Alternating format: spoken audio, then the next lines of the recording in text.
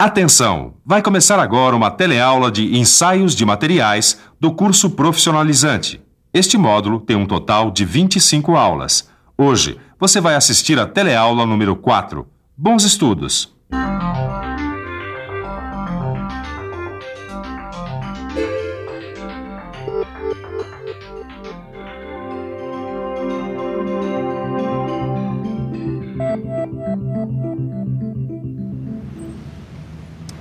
Meu amigo, você sabe de que país vem essa camiseta que você está usando? Eu acho que é dos Estados Unidos.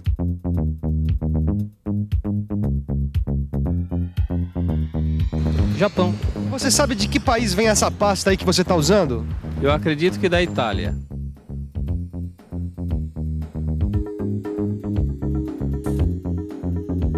A senhorita sabe de que país vem essa jaqueta? Eu comprei em Miami. Você sabe de onde vem esse lenço que você está usando aí no seu pescoço? Olha, eu acho que ele é indiano.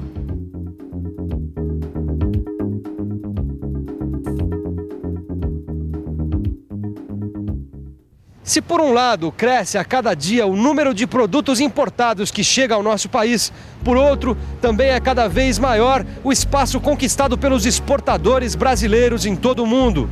Com esse forte crescimento do comércio internacional, fica cada vez mais importante a normalização dos ensaios de materiais. Independente da origem do produto, os testes pelos quais ele passou em seu país devem poder ser repetidos em qualquer outro lugar, seguindo as mesmas condições. Por isso, nessa teleaula, você vai conhecer algumas entidades por todo o mundo que se ocupam das normas adotadas pelos laboratórios de ensaio. E agora não saia daí, porque a nossa teleaula está começando.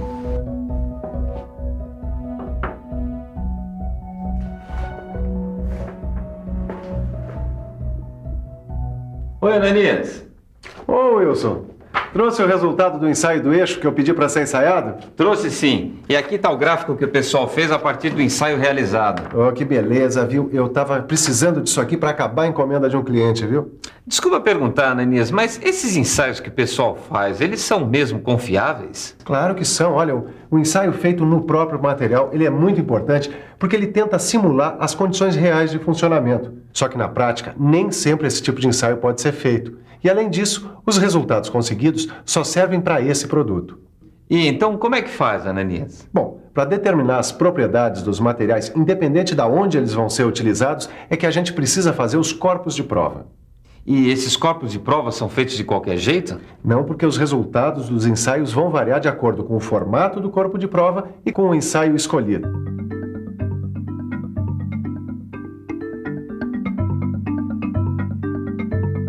Veja que no ensaio de tração deste corpo de prova de aço, o alongamento é uma medida da sua ductilidade, quer dizer, mostra o quanto o material é plástico. E o alongamento de um material é sempre o mesmo, Ananias? Não, ele depende do comprimento do corpo de prova, do seu formato, da velocidade de aplicação de carga e das imprecisões do método de análise dos resultados do ensaio. Bom, isso quer dizer que os ensaios possuem no próprio método alguns fatores de erro. E isso a gente vai ter que tomar cuidado, hein? Ah, é? Que cuidado é esse, Edgar? Na fase de projetos das estruturas, a gente incorpora um valor chamado coeficiente de segurança. E o que é que ele faz? Ele leva em conta os vários tipos de incerteza que podem interferir em toda a estrutura. Tá aí, Ed, gostei. Assim o nosso kart vai ficar mais seguro ainda. O que você acha da gente encomendar logo esse ensaio de tração para o material do novo chassi do nosso kart, hein? Vamos lá, mas a gente não pode esquecer de incorporar as normas técnicas voltadas para ensaio de tração, hein? Quando os ensaios mecânicos são realizados, as normas mais utilizadas são aquelas que tratam da especificação dos materiais e do método de ensaio. Já sei. É que o método determina a forma correta de fazer um ensaio mecânico. É muito importante que o ensaio mecânico siga a norma. Esse carro importado aqui, por exemplo, se aqui no Brasil o fabricante de autopeças fizer os ensaios dos materiais seguindo o mesmo método utilizado no país onde o carro foi fabricado, ele vai obter resultados muito semelhantes. As normas técnicas utilizadas pelos laboratórios de ensaios são definidas por importantes associações espalhadas pelo mundo inteiro.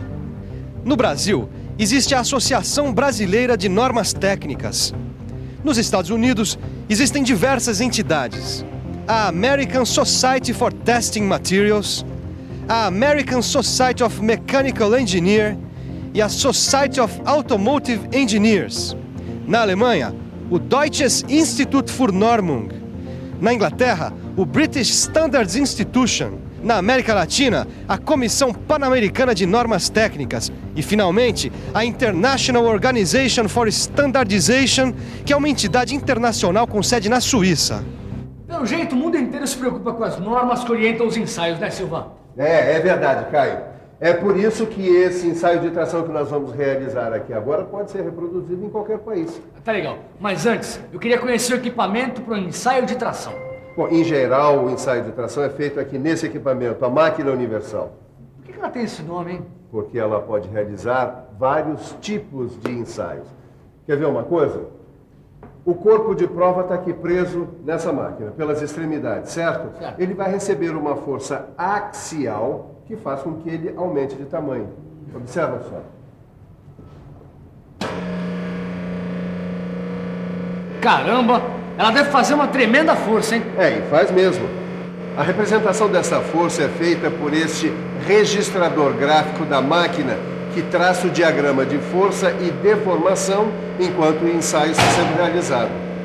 A máquina de tração é hidráulica, quer dizer, é movida pela pressão de óleo e está ligada a um dinamômetro que mede a força aplicada nos corpos de prova. E esse aqui é um corpo de prova? É um dos diversos tipos possíveis. Como assim? É que os corpos de provas utilizados nos ensaios de tração têm dimensões e formas definidas de acordo com uma norma e com a capacidade da máquina de ensaio. E não existe um tipo mais comum? Existe sim, justamente esse que você está segurando é um dos tipos mais comuns, com seção circular. E este aqui também, com seção retangular. E qual é a diferença? Bom, isso depende da forma e do tamanho do produto acabado do qual foram retirados. Repare nesse trecho central mais fino. Ele é chamado de parte útil do corpo de prova. E para que ele serve? É aqui que são feitas as medidas das propriedades mecânicas do material. Mas as medidas das propriedades mecânicas do material não é tudo que a gente precisa saber? É sim, mas como é que você vai prender o corpo de prova na máquina universal? Boa pergunta, Edgar. Como é que prende, hein? Bom, por essas extremidades aqui, ó, chamadas cabeças. Elas servem para fixar o corpo de prova na máquina, de modo que a força de tração seja axial. E pelo que eu tô vendo aqui, as cabeças devem ter seção maior do que a parte útil, né? Exatamente, mas isso é feito para que a ruptura do corpo de prova não se dê nas cabeças. Agora, tanto as formas quanto as dimensões das cabeças dos corpos de prova vão depender do tipo de fixação que é feita na máquina de ensaio. A fixação pode ser feita por cunha, por rosca e por flange. Nossa, mas tem cabeça de tudo quanto é tipo. É cada uma para um tipo de necessidade, é? Caio, é que os corpos de prova foram pensados para garantir os melhores resultados. Ué, como assim? Olha aqui, repare que entre as cabeças do corpo de prova e a parte útil, existe o raio de concordância. Para que eles servem? O raio de concordância serve para evitar que a ruptura se dê fora da parte útil do corpo de prova. Ah, legal. E cá, existe alguma norma para cada parte do corpo de prova ou cada um faz como quer? Não, é tudo normatizado. A partir de um acordo internacional, ficou resolvido que, sempre que possível, um corpo de prova deve ter 10 milímetros de diâmetro e 50 milímetros de comprimento inicial. Mas sempre dá para tirar um corpo de prova desse tipo, Silva? Não. Por isso, quando não for possível, o que se deve fazer é adotar um corpo de prova com dimensões proporcionais a essas. Agora, uma coisa eu queria entender. Como são feitos os corpos de prova? Olha, os corpos de prova de seção retangular normalmente são retirados de placas, chapas ou lâminas. E o acabamento do corpo de prova é normalizado? Olha, a norma brasileira especifica apenas que os corpos de prova devem ter bom acabamento superficial e ausência de trinca. Só isso? Só isso. Por isso, as dimensões e as tolerâncias de usinagem seguem as normas internacionais. Isso até que surja uma norma brasileira correspondente. E se você quiser mais informações sobre corpos de prova, o melhor é consultar as normas técnicas específicas. E consultando a norma técnica específica, Edgar, até mesmo na hora de ensaiar uma peça soldada no kart, a gente vai conseguir os resultados corretos. E aí, Mesmo com solda, ninguém segura a nossa máquina, mas para isso é importante tirar um corpo de prova corretamente. Eu sei como tirar um corpo de prova, Edgar. Ah, então como é que é, sabichona? Nos materiais soldados, como essas chapas aqui, por exemplo, é possível tirar corpos de prova com a solda no meio ou no sentido longitudinal. Só que, em geral, os ensaios de corpos de prova soldados determinam apenas o limite de resistência à tração. Quer ver por quê? Ó.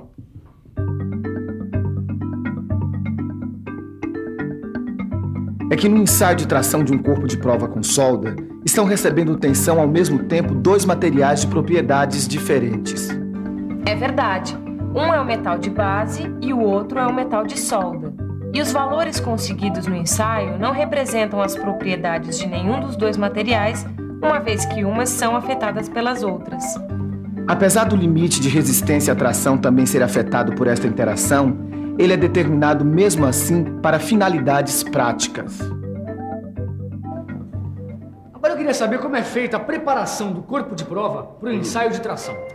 Bom, a primeira coisa a fazer, ô Caio, é identificar o material do corpo de prova, uma vez que ele tanto pode ser obtido da matéria-prima quanto de partes específicas do produto acabado. Muito bem. Depois é medir o diâmetro em 2 pontos da parte útil do corpo de prova, tá? E tirar a média. Então vamos ver.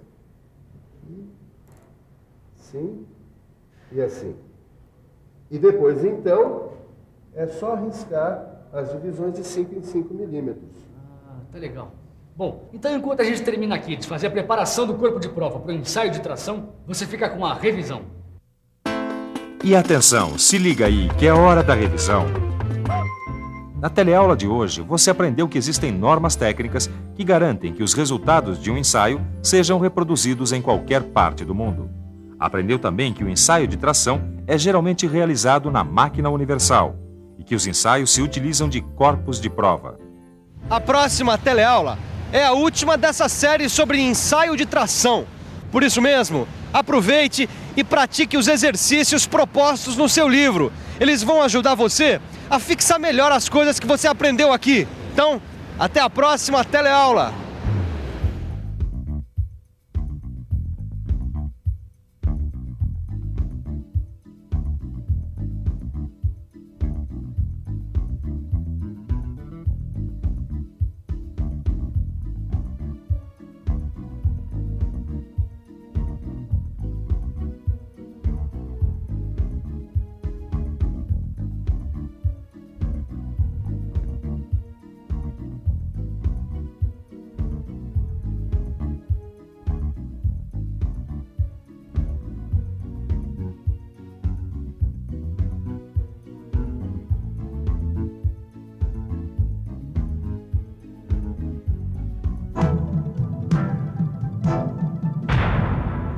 Telecurso 2000, um programa de educação do Sistema Fiesp e da Fundação Roberto Marinho.